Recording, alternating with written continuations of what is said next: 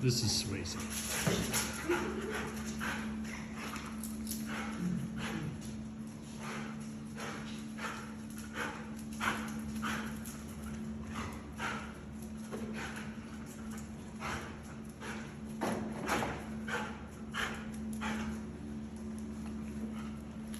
This way.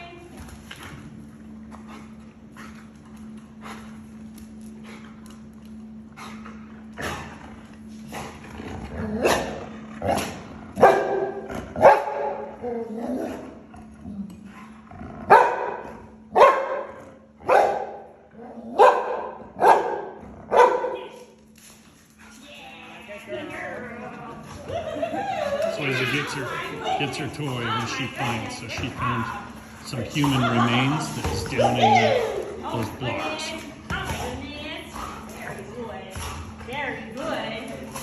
Yeah, so that's like maybe 90 grams of muscle, fat, and bone. And it's in a little box. It's in a little jar.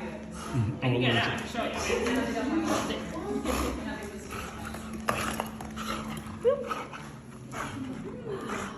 So I weigh everything out. Everything's measured and in a log because legally. So yeah. And then you put it in your fridge at night. It lives. It does live on my property in a very separate freezer that is in a locked area. So yeah. And if I let her, she'll alert on the freezer. You know what I mean? Like she'll. Yeah. So, do you have any questions about this crazy dog for you? Do you train the dogs to go in a specific sequence? Is it just kind of like run around and see what happens, or are they trained to be more specific? Yeah, we don't train them to be super like grid. They're not really especially grid oriented. In buildings, we have the handler usually has more of a specific search strategy.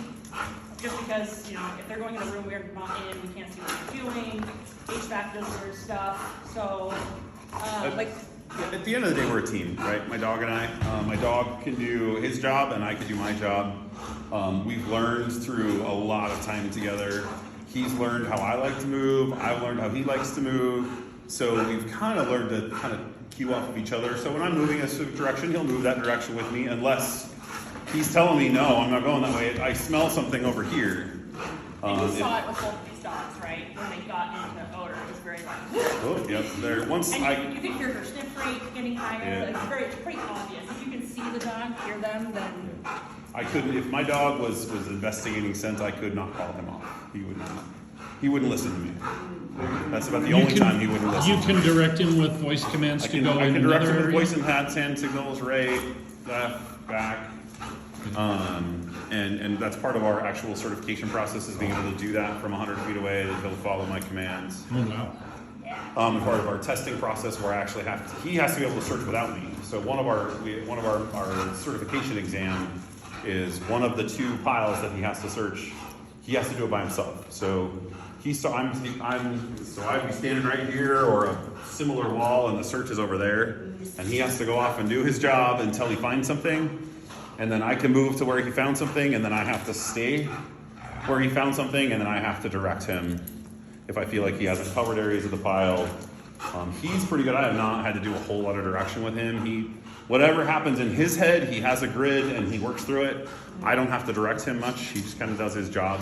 Some dogs need a little more input than others. So if there's 5 or 6 victims that are...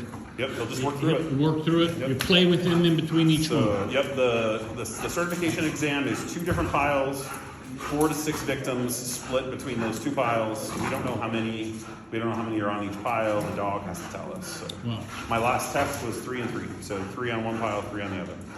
Do you have to move gear around, like turn on the fan or something? We have to be aware of motor movement, so like HVAC in buildings can really mess stuff up. Outside, we have puffers. It's a little bit of knowing what terrain does to the wind. Like in the morning, late at night, things are dropping.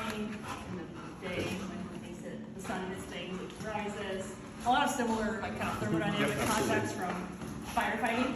So, yeah. As part of training, sometimes we'll toss a smoke bomb into a pile just to see where does the smoke go, get an idea for our dogs where they are.